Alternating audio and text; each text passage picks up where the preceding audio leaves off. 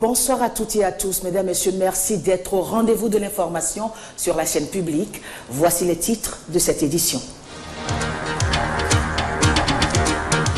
Passation de service à la tête de la direction des douanes et droits indirects. Paul Tabelafia cède officiellement son fauteuil à Charles Soro, 16 ans, lui aussi colonel de la douane béninoise. Ce dernier entend œuvrer dans la même dynamique que son prédécesseur, surtout pour la gestion axée sur les résultats. La jeunesse béninoise s'intéresse à la culture chinoise. Les résultats des concours d'art plastique et de langue ont été livrés au public. C'était au cours d'une soirée de délibération et de remise de prix au Centre culturel chinois à Cotonou. Coup de filet de la police à Ndali, 55 kg de chanvre indien ont été arrêtés, ainsi que leurs trafiquants. Ils ont été présentés à la presse à la direction départementale Borgoa Libori de la police nationale.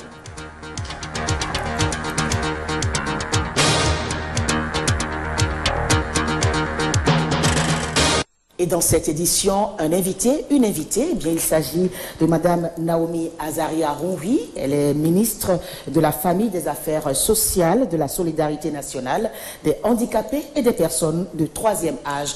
Vous vous en doutez, nous allons bien parler de la GIF 20e édition, édition donc 2015. Madame le ministre, bonsoir. Bonsoir, madame. Merci d'être avec nous pour parler de cette tranche de la société que vous dirigez. Merci. Merci.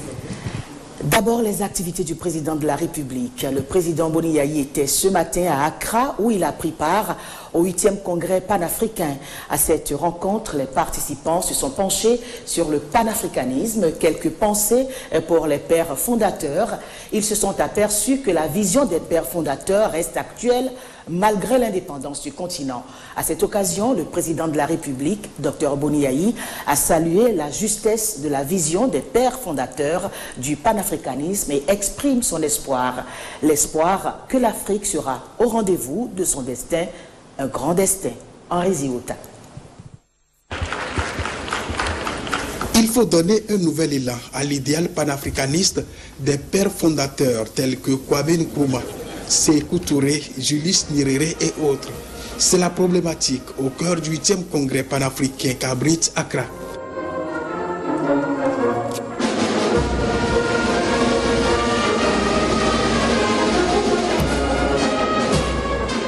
Si l'Afrique du XXIe siècle est sortie de la domination coloniale, il reste qu'elle demeure culturellement, économiquement, politiquement et socialement sous ordre.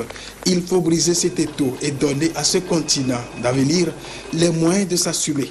C'est pourquoi le 8e congrès se propose de revisiter le panafricanisme plongé dans le contexte du XXIe siècle avec en perspective l'édification d'une Afrique nouvelle décomplexée qui compte et avec laquelle on peut compter. Une Afrique économiquement, politiquement, socialement et culturellement indépendante. Pour ce faire, ce 8e congrès se propose de créer un cadre d'échange entre les leaders africains, les intellectuels, la société civile et la jeunesse, en vue de mener une profonde réflexion sur les 50 dernières années du panafricanisme et de mener une vision prospective dans le cadre de l'agenda 2063 de l'Union africaine, autrement dit, ce que doit être l'Afrique dans les 50 prochaines années, de réfléchir aussi sur la question de la citoyenneté africaine, de proposer des stratégies pour promouvoir une nouvelle politique panafricaine en adéquation avec les aspirations des populations africaines et de mobiliser les peuples africains contre le néocolonialisme, l'impérialisme et toute forme de domination extérieure. Nos objectifs et ambitions en parfaite adéquation avec la vision d'un grand panafricaniste, le président Boni Yayi, qui a su prouver sa dimension panafricaniste quand il était président de l'Union africaine, lui qui a su hisser haut la voix de l'Afrique, ne pouvait s'empêcher d'honorer ce grand rendez-vous malgré son agenda assez lourd.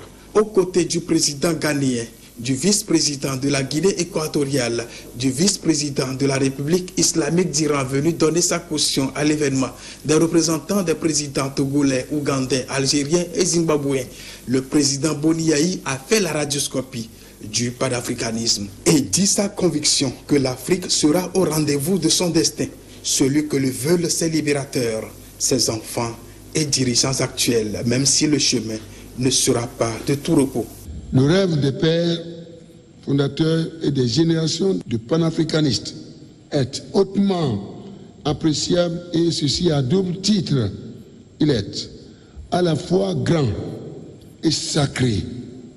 Il est loisible qu'en pareille circonstance, nous procédions à une analyse rétrospective du parcours qui a été le nôtre dans la longue marche que les pères fondateurs du panafricanisme ont amorcée depuis 1900 et qui nous a conduit jusqu'à ce niveau d'unité africaine.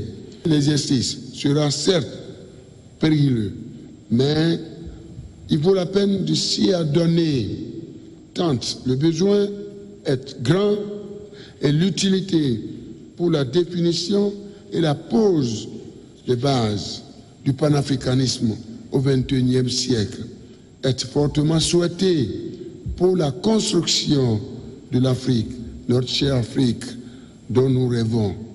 Je reste persuadé, Monsieur le Président, qu'au-delà de notre diversité, voire des divergences qui ont caractérisé à une époque, donné l'évolution de notre marche vers la réalisation des objectifs de notre mouvement, nous serons aujourd'hui plus que par le passé et sans complaisance tirer les enseignements nécessaires de nos succès, mais également de nos échecs, afin de faire face aux défis qui sont les nôtres pour cette Afrique que nous aimons, cette Afrique pleine d'espoir et d'espérance pour notre jeunesse et porteuse de germes d'un monde plus juste et plus humain.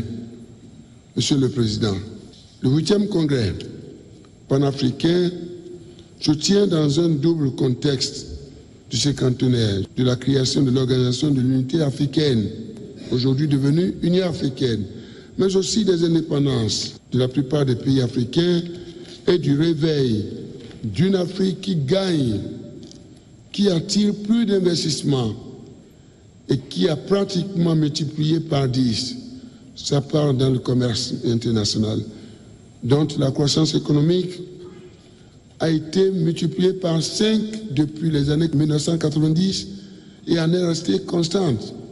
C'est dire que notre continent demeure porteur de la croissance mondiale, objet de toutes les attentions des puissances amies, des puissances occidentales que nous aimons et des puissances émergentes asiatiques.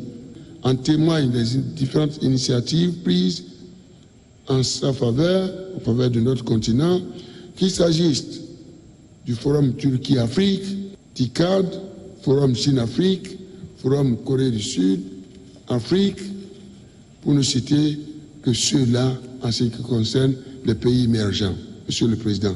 Depuis le premier congrès panafricain sur le sol africain, le bilan reste mitigé.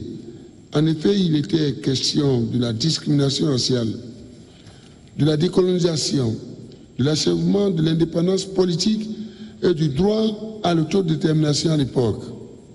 Ces objectifs sont louables et ont permis à l'Afrique de faire de grands pas dans le concert des nations libres du monde. Toutefois, beaucoup de défis restent encore à relever et nous en sommes conscients. L'autre objectif, Monsieur le Président, du panafricanisme est d'unifier les Africains du continent et de la diaspora africaine en une communauté africaine globale, en réalisant une organisation politique intégrée de toutes les nations d'Afrique. Dans cette perspective, le principe d'action est la croyance dans le partage d'une histoire et d'une destinée commune. Il convient de souligner à cette étape de mon intervention la question de l'intégration africaine. À ce sujet, Monsieur le Président, les dirigeants africains que nous sommes, nous avons exprimé à travers l'acte constitutif de l'Union africaine, entre autres objectifs, je cite, l'unité et la solidarité des pays africains, la défense de l'intégration et de la souveraineté de ces pays, l'accélération et l'intégration politique et socio-économique de notre cher continent, la recherche scientifique et technologique, la promotion de la position internationale des positions africaines communes et l'harmonisation et la coordination des politiques économiques régionales. Fin de citation. Ces objectifs, Monsieur le Président, sont loin d'être atteints en ce moment. Nous en sommes conscients, malgré les efforts louables qui ne cessent d'être fournis de nos jours. C'est toute l'opportunité et l'importance de ce 8e congrès qui doit proposer la marche à suivre pour atteindre les objectifs fixés. Au terme de la rencontre, une déclaration sera adoptée et présentée au prochain sommet des chefs d'État et de gouvernement de l'Union africaine. La douane béninoise a un nouveau patron, le colonel Charles Soro, 16 ans. Il en a pris les rênes hier. Avec quel cahier de charges et lettres de mission? Eh bien, le nouveau directeur général de la douane dit vouloir poursuivre dans la même dynamique que son prédécesseur, c'est-à-dire la gestion axée sur les résultats. Le reportage est signé Awa Sherif. Colonel Charles Soro, 16 ans. Je vous remets le drapeau de la douane béninoise. Charles Soro, 16 ans, prend désormais les commandes de la Direction générale des douanes et droits indirects. Après 22 mois à la tête de cette institution, Paul Lafia-Tabé laisse la charge de la direction des douanes au nouveau directeur. Il suivra la feuille de route tracée par son prédécesseur pour préserver les acquis. Le directeur général sortant revient sur quelques performances réalisées. Au titre de l'année 2014, nous avons pu mobiliser 365 milliards 774 millions 790 607 francs CFA contre une prévision de 395 milliards 983 millions de francs CFA, soit un taux de réalisation de 92,37%. Mon credo sera de préserver les acquis et les avancées significatives obtenues sous l'impulsion de mon cher frère et promotionnaire, le directeur général Paul Lafia-Tabé, qui a fait de la rénovation des douanes béninoises son cheval de bataille. Je voudrais nous rappeler que la bonne gouvernance sur tous les plans et le professionnalisme doivent être les priorités, car nous assumons aujourd'hui nos choix d'hier et nous assumerons demain ceux d'aujourd'hui. Diriger une régie aussi importante est un challenge de tous les jours et le directeur général entrant saura maintenir l'étendard selon le ministre des Finances. Je retiens du directeur général sortant, M. Paul Lafia-Tabé, l'image d'un collaborateur discipliné, soumis, loyal et diligent. C'est bien évidemment ces qualités qui ont certainement valu que vous soyez appelé à passer le témoin en ce moment précis à un de vos plus proches pour être appelé ailleurs pour servir la République. Quant à vous, M. Charles, 16 ans, colonel de douane entrant, et directeur général entrant bien entendu, ça fait 6 mois que je vous observe minutieusement. Vous m'avez persuadé par vos qualités professionnelles. Je vous invite donc à la proactivité, à l'anticipation et à faire en sorte que la douane, plus que jamais, soit à l'écoute de l'usager. Le nouveau directeur général appelle donc tous les disciples de Saint-Mathieu à s'unir pour une douane encore plus forte. Les responsables des programmes nationaux en disent beaucoup de bien, des bénéficiaires aussi, et le directeur du Fonds national de la microfinance pense que la finance participative peut même être une solution au financement du développement local. Conviction que Jean Panty partage avec les bénéficiaires du Borgo à Libori. Ricardo Peko. Si déjà on peut nous aider à valoriser encore ces potentiels qui sont inexploités, ça permettrait vraiment de non seulement rentabiliser ce qu'on fait déjà, mais de recruter aussi d'autres jeunes Des propos de ce jeune assistant vétérinaire de la commune de Ndali qui conforte le Fonds national de la microfinance dans le nouveau mode de financement participatif. Pour entreprendre son projet d'élevage de lapins et de poules, il a bénéficié d'un financement de 5 millions de francs CFA. Actuellement, nous sommes 3. Il y a moi, l'assistant vétérinaire que je suis. Il y a le technicien, il y a aussi un gardien. Le moins payé à 40 000. Grâce au programme de financement participatif des micro et très petites entreprises, il arrive, en dépit des difficultés, à faire un chiffre d'affaires important et à créer de l'emploi. C'est pour se rassurer de la gestion qui est faite par les structures décentralisées du FNM et les populations à la base que les responsables du Fonds national de la microfinance ont entrepris une tournée dans les départements du Borgou à Libori. Le constat est édifiant. Pour les 100 000, nous allons faire un effort pour impacter au moins 300 bénéficiaires et les 50 000. Pour l'Albori, au titre du premier trimestre 2015, nous avons mis à la disposition de la CEPEC un montant de 333 400 000 francs. C'est le tour de Gorgounou, où nous allons lancer le démarrage effectif des crédits de 100 000 francs. Ce nouveau mode de financement est apprécié à sa juste valeur par les populations. Plusieurs bénéficiaires seront impactés, ce qui du coup va diminuer, selon Jean comme Lampanti, le niveau de chômage et faciliter la création d'emplois. Le festival du Nouvel An chinois, on en parle encore. Le concours d'art plastique et de composition en langue chinoise et française, organisé à cet effet, a livré ses résultats. Une soirée de délibération et de remise des prix aux lauréats a été organisée au Centre culturel chinois. Et privilège pour les lauréats, leurs œuvres bénéficient d'une grande exposition. Ibrahim Lawani, Alain de Suyovo.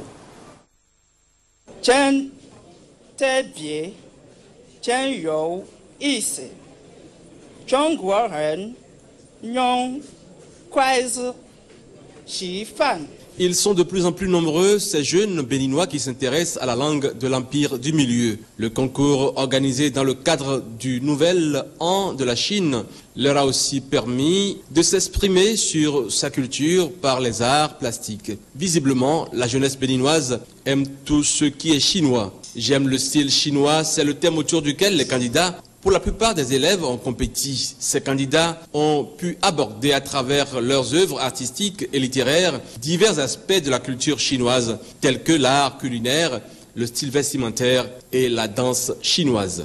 Là, j'ai dessiné des mannequins avec différentes sortes de modèles, style vestimentaire des Chinois, parce que j'ai toujours adoré le mode vestimentaire des Chinois. J'ai été toujours fascinée par ce style. Alors pour ne pas être limité en utilisant un format A4, j'ai décidé de prendre quelque chose de plus gros pour dessiner des différents modèles. Je me sens très heureuse, émue vraiment. Je n'ai jamais participé à ce concours, c'est la première fois. Alors je suis tellement heureuse. Les lauréats du premier prix dans chaque catégorie sont repartis avec une attestation de participation, une médaille et une enveloppe de 40 000 francs CFA. Nous l'avions annoncé en début de journal, nous recevons sur ce plateau Madame le ministre de la Famille, des Affaires sociales, de la Solidarité nationale des personnes handicapées et des personnes du troisième âge, Madame Naomi Azaria-Roui. Bonsoir à nouveau. Bonsoir Madame la. Alors à l'instar de la communauté internationale, le Bénin célèbre la Journée internationale de la femme. Et en prélude à cette journée, cette année, une innovation. Et il s'agit de l'initiative de votre ministère, l'organisation d'un forum. Pourquoi organiser un forum pour cette fête précisément? Merci Madame la journaliste. Et comme vous le savez, la communauté internationale a pris un certain nombre de dispositifs relatifs à la protection et à la promotion de la femme est contenu dans la Convention pour l'élimination de toutes les formes de discrimination à l'égard des femmes. Donc le Bénin ayant ratifié toutes ces conventions a l'obligation de mettre en œuvre tous les dispositifs contenus dans cette convention. Donc, des stratégies et des actions ont été menées. C'est le moment d'évaluer la mise en œuvre de ces stratégies et de ces actions menées pour voir qu'est-ce qui a été fait, qu'est-ce qui n'a pas été fait, pourquoi ça n'a pas été fait et quels sont les dispositifs, les dispositions à prendre pour un relais. Alors, Madame la Ministre, comment est-ce que ce forum va se dérouler et à quoi on peut s'attendre pour ce forum-là? Pour ce forum, nous avons prévu 2 jours de réflexion. Donc ce forum se veut un creuset d'échange, d'analyse et maintenant de réorientation de la politique et des stratégies pour remettre la femme à sa place, la place qu'elle devrait occuper, celle du développement de notre pays. Donc nous avons prévu 2 jours pour le forum. Le premier jour sera meublé d'abord de la cérémonie d'ouverture. Après, nous avons prévu une communication introductive pour faire l'état des lieux de la situation de la femme béninoise, des indépendances jusqu'à nos jours. Donc, c'est après cette communication introductive que les participantes vont aller dans les panels que nous avons prévus, 2 panels. Et le deuxième jour, c'est-à-dire le samedi, les résolutions et recommandations issues de ce panel seront présentées au chef de l'État comme notre plaidoyer pour que, enfin, la femme puisse retrouver sa place dans la société béninoise. Rien que des participantes ou bien il y aura aussi des participants? Il y aura des participants également, puisque nous avons invité pratiquement tout le monde, oui. Et les partenaires techniques et financiers, tous les acteurs intervenant dans les questions de genre.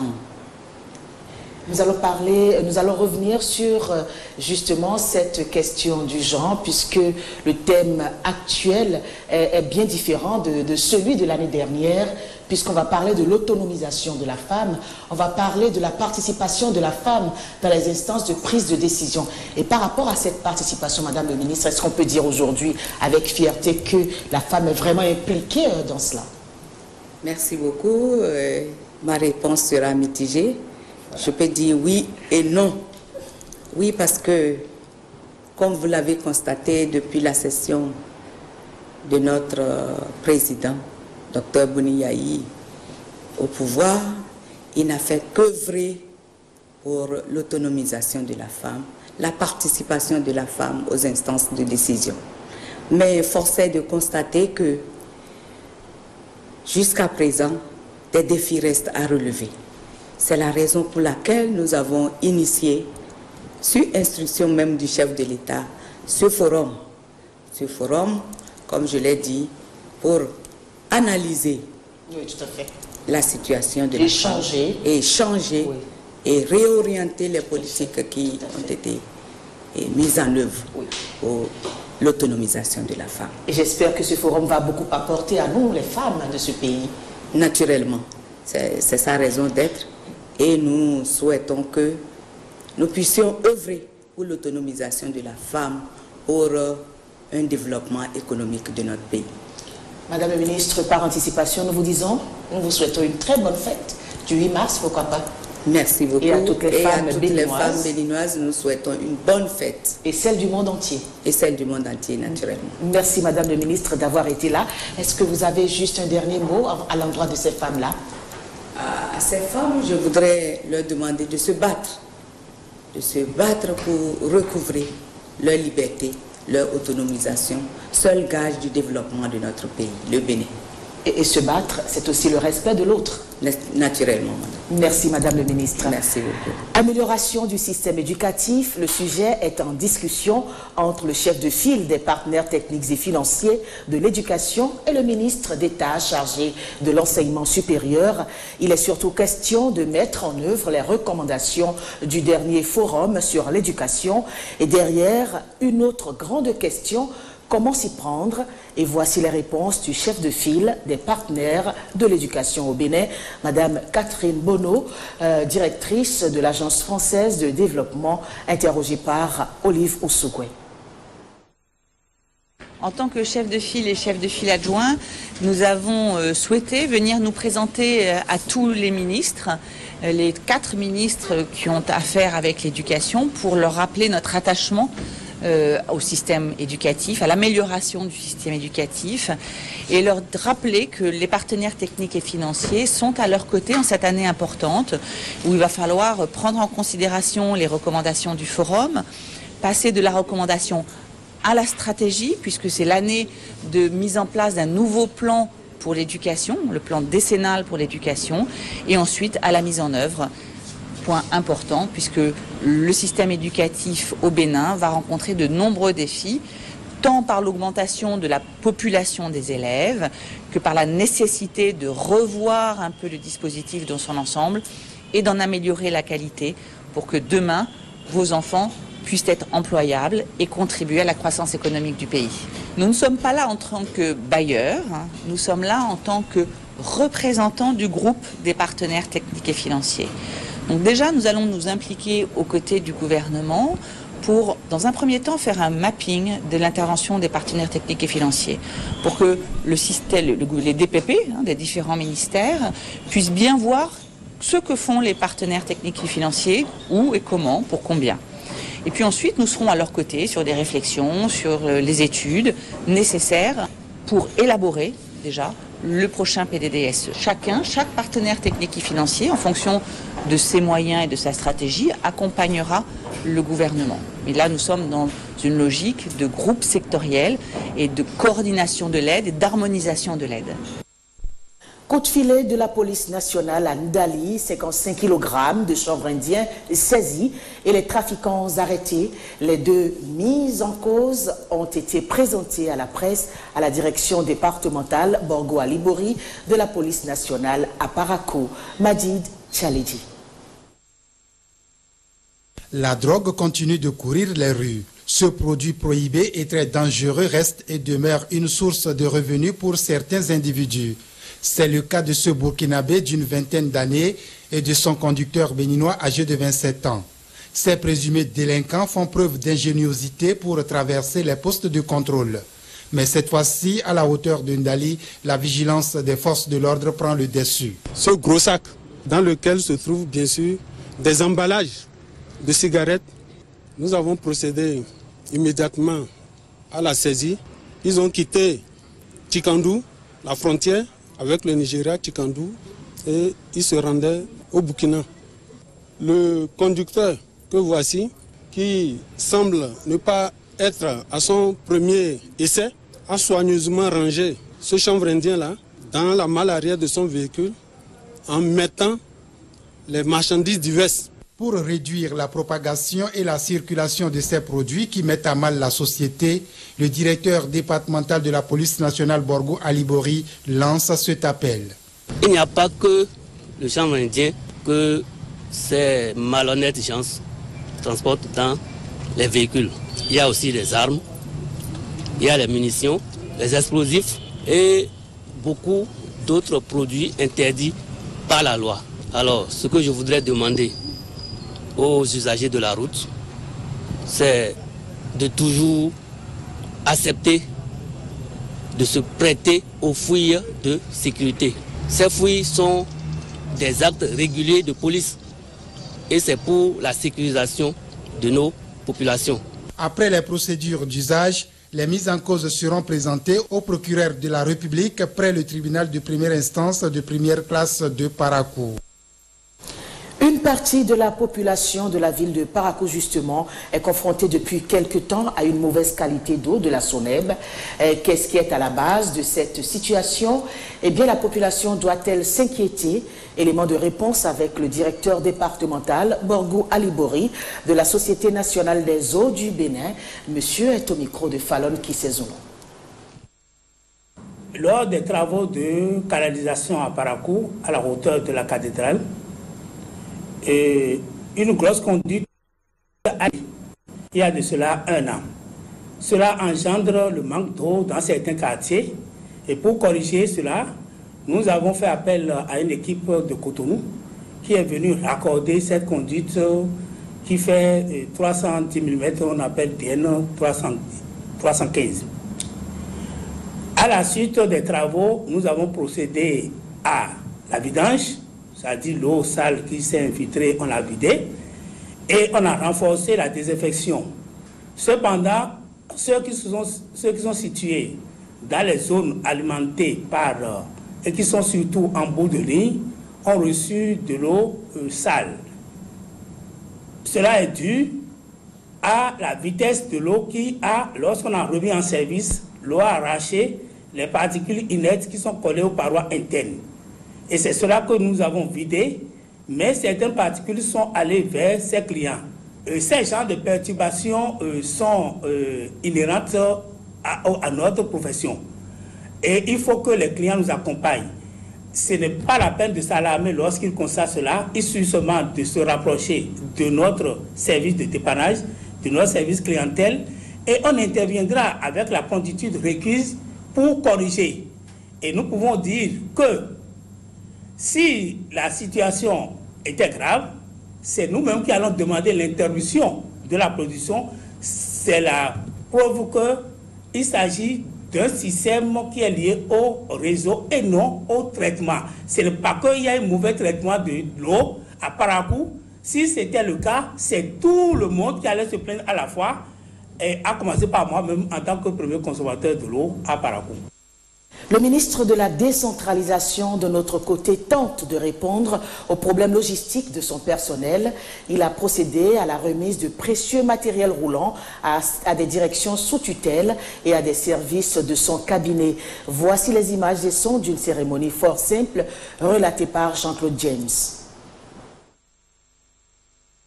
Un homme, une mission, des moyens. Le ministre Nilonfon traduit l'idée en acte avec la remise de ces matériels roulants à plusieurs directions de son département. Ces 6 véhicules constituent une partie d'une série de 15 voitures prévues par l'autorité de tutelle pour accompagner ses collaborateurs dans leur mission. Il faut qu'il y ait les conditions de travail acceptables pour pouvoir demander des résultats aux directeurs, aux collaborateurs à divers niveaux. Donc la cérémonie qui nous réunit ce matin, elle est fort simple, mais chargée de sens.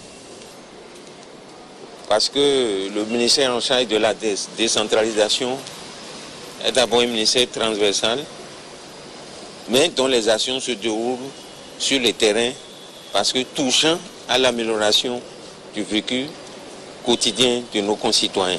Ce n'est pas pour le plaisir, c'est pour que nous soyons aux côtés des communes, aux côtés des préfectures, pour que la gouvernance soit au rendez-vous. C'est vraiment la joie au cœur que nous sommes en train de prendre ces clés des mains de notre ministre. Le ministre a par ailleurs assisté à la séance de restitution de la cartographie des risques, un indicateur de bonne gouvernance qui permet d'identifier les risques, de développer les outils pour rendre l'administration plus performante. Démarche qualité toujours, mais autrement. Et c'est l'Agence nationale de l'aviation civile qui vient d'être inscrite sur la liste enviée des entreprises et institutions certifiées ISO. Le certificat de l'ANAC est frappé de la référence 9001 version 2008. Avant d'aller trôner sur les murs de l'institution, l'attestation qualité a été présentée au public en toute solennité à Cotonou, sous les yeux d'Amandine Aniambossou. L'Agence nationale de l'aviation civile est en fait. En choisissant de s'engager dans la démarche qualité, elle s'inscrit dans une logique d'offrir désormais à ses clients, usagers et prestataires des services aux normes. La remise de cette attestation est l'aboutissement d'un long processus conduit par Jérôme Dandinou et qui aura duré près d'1 an. Le champ de cette certification est élaborer et veiller à l'application et au suivi de la réglementation de l'aviation civile, assurer la supervision de la sécurité de l'aviation civile, assurer la supervision de la sûreté de l'aviation civile et de la facilitation. Cette certification fait une bonne place à la transparence, la traçabilité et permet d'atteindre un objectif, celui de satisfaire le client, c'est-à-dire les passagers aériens à travers les compagnies aériennes. La certification, ce n'est pas un chemin tranquille. Et cette réception sert aussi à souligner les efforts qui ont été accomplis pour en arriver là. La norme ISO et ses principes est notre modèle. Être certifié signifie que nous avons réussi à appliquer ce modèle. C'est donc une nouvelle ère qui s'ouvre pour l'Agence nationale de l'aviation civile, car s'engager dans la démarche qualité n'est pas une chose facile et ses agents doivent multiplier les efforts et redoubler d'ardeur. La balle est dans votre camp et le poids qui pèse sur vos épaules est un poids très lourd.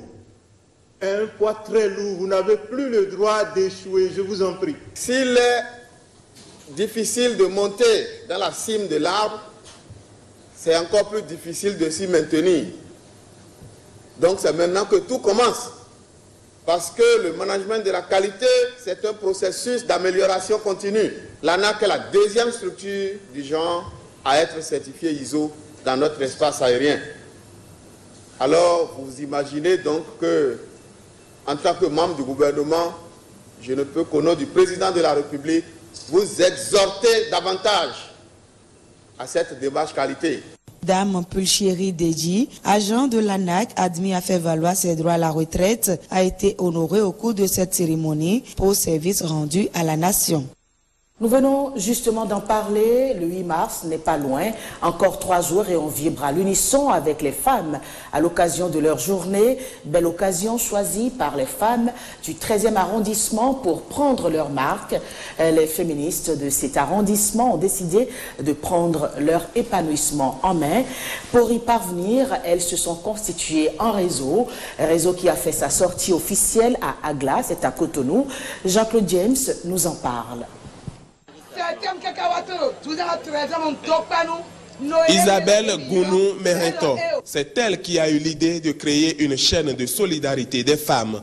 L'idée a pris corps avec le réseau des femmes battantes du 13e arrondissement.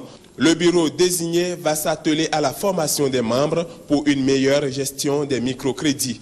Elle retourne l'ascenseur à l'initiateur de ce programme. Toutes les femmes du 13e arrondissement qui soutiennent les actions du développement de son Excellence, le docteur Thomas Boni Yahi, à leur tête, les présidentes des associations ont décidé d'unir leurs forces et de fondre en un réseau des femmes battantes FCBE du 13e arrondissement. Nous, jeunes du 13e arrondissement de Cotonou, profitons de cette occasion pour remercier le chef de l'État, le docteur Thomas Boni Yahi, et sommes prêts à nous battre à vos côtés. Cette sortie officielle du réseau n'a pas souffert du soutien des bonnes volontés. Dans les jours à venir, avec le secours de mon frère Chabi, nous allons commencer déjà par former des femmes ces activités-là. Ainsi, les crédits pourront aller à bon port et non au niveau des biscuits, au niveau des bonbons qui se périment vite. Voilà le premier objectif. Deuxième objectif, et il faut former la chaîne, cette chaîne-là au niveau de l'arrondissement, que vous soyez unis. C'est aussi ça. La solidarité n'est pas agissante en votre sein. Sachez que vous n'êtes pas seul. Il est vrai, j'ai répondu à l'invitation de votre parrain, parce que lorsqu'on parle de développement, je sais que M. Adjovi est là. Et nous sommes là aussi pour vous aider. Comment faire pour que vous, chère maman, chère soeur, puissiez avoir des crédits? Comment faire pour que nos jeunes puissent trouver de l'emploi, etc., etc. C'est le développement qui compte. Voici pourquoi nous sommes à vos côtés. En attendant de gagner le pari de l'épanouissement, les femmes ont passé de bons moments. Sur ce même registre, Abdoulaye Bio-Tchane, en attendant une déclaration solennelle de candidature pour les présidentielles de 2016, fait déjà objet de meeting. ABT aligne une liste pour les législatives et pour mener le combat avec lui, l'association des jeunes pour le développement de Kadiaoun se mobilise. Fallon Kisezouno était à leur rassemblement à l'école primaire de Bégaménor de Cotonou. Suivez plutôt. Le voici, l'homme en qui la jeunesse et la population de Kadiaoun et environ promettent de faire confiance pour la présidentielle de 2016. Abdoulaye Bio-Tchane. La jeunesse du 12e arrondissement garantit également son soutien indéfectible pour le parti ABT pour les prochaines élections législatives. Pour ceux-ci, Abdoulaye Bio-Tchane est le mieux placé pour répondre aux aspirations du peuple béninois. La population de Kadiaoun et environ vous exprime son soutien indéfectible pour les législatives d'avril 2015 et suscite votre candidature aux élections présidentielles de 2016. Je me suis dit que le candidat idéal pour le Bénin en 2016, c'est Abdoulaye Bio-Tchane. Il a fait ses preuves en tant que ministre des Finances dans le gouvernement du général Mathieu Kérékou. Il a fait ses preuves au moment où il a été nommé directeur FMI Afrique, 2 mandats, et a fait ses preuves également à la banque ouest-africaine de développement. Et tous ces parcours nous rassurent qu'il est l'homme dont le peuple béninois a besoin pour relever le défi de 2016. Une sollicitation acceptée à cœur joie par le président du parti ABT. Habituellement, on fait un discours d'acceptation pour dire « j'accepte tout ce que vous avez demandé ». Donc, je le dis du fond du cœur, j'accepte votre message de ce jour. Et je suis content que ce message vienne du représentant des jeunes et des femmes. Parce que s'il y a un combat que nous faisons aujourd'hui, c'est d'abord et avant tout un combat pour les jeunes. Les jeunes de l'Association pour le développement de Kadiaoun ont également profité de l'occasion pour présenter leur vœu de nouvel an à leurs candidats. Sur un autre registre, Dame Chance fait encore un heureux. La clé du trésor a ouvert à un gagnant le coffre-fort de la loterie nationale avec à la clé un butin de 8 500 000 francs CFA. Il s'appelle Jonas Odonou Degbeignon. On le découvre avec Enoch Mpati et Jean-Claude James. Infirmier de son état, Jonas Odonou Degbeignon est désormais un des élus de la loterie nationale du Bénin. Suite au tirage d'un ticket bonus, il gagne un bon d'achat à Erevan. De retour de ce supermarché, les bras chargés de vivres, Jonas, pour la suite du tirage, a pu totaliser un gain de 8 500 000 francs CFA. C'est grâce à ce ticket de 300 francs que je viens d'emporter, de gagner à la loterie nationale du Bénin la somme de 8 500 000 francs CFA. Et je remercie beaucoup Dieu, le Tout-Puissant, pour m'avoir accordé cette grâce. C'est une grâce divine. Ce n'est pas une question de force, ce n'est pas une question d'affaires. Si Jonas est millionnaire ce jour, il le doit en partie à son épouse, car, dit-il, c'est elle qui a choisi le ticket gagnant. 13e édition ce samedi de la fête des couturières et couturiers de la commune de Dassazoumen, fête marquée par un défilé de mode et un culte d'action de grâce. Gilles Dansou, reportage. Culte protestant pour implorer la bénédiction de Dieu sur les artisans et plus spécifiquement les couturiers et couturières de Dassazoumen en fête. Une fête parrainée par Jean-Hugues Okoundé. Ce corps de métier doit être privilégié vu le rôle ô combien important qu'il joue dans le maintien du tissu économique béninois. C'est que l'association des couturières et couturiers de la commune de Dassa-Zoumé, c'est une association dynamique qui travaille dans l'objectif du développement, c'est-à-dire réfléchir sur ce que vous allez faire pour développer vos activités.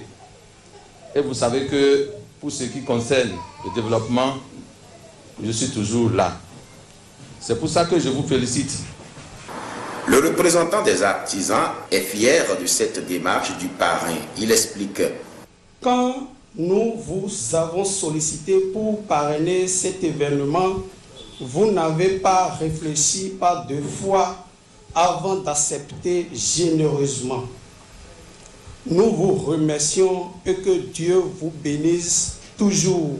Nous vous promettons notre soutien indéfectible à toutes vos actions de développement. Car dans la soirée, un défilé de mode a été organisé toujours sous le regard bienveillant du parrain. Les talents ont été détectés.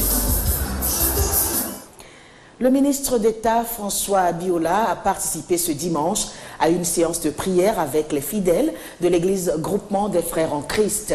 Il a été essentiellement question de sceller l'union entre les filles et fils de Zapota en vue d'un développement prospère. Nous retrouvons tout de suite Gilles Dansou. 3 émissaires du gouvernement en union de prière pour la paix au Bénin et la concorde au sein de l'action gouvernementale.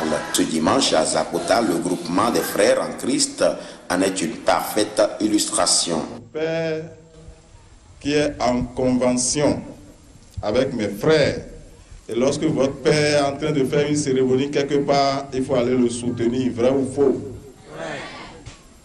La deuxième raison, c'est la présence parmi nous du ministre d'État. Lorsqu'on dit ministre d'État, c'est le Premier ministre, c'est le patron de nous tous, les ministres.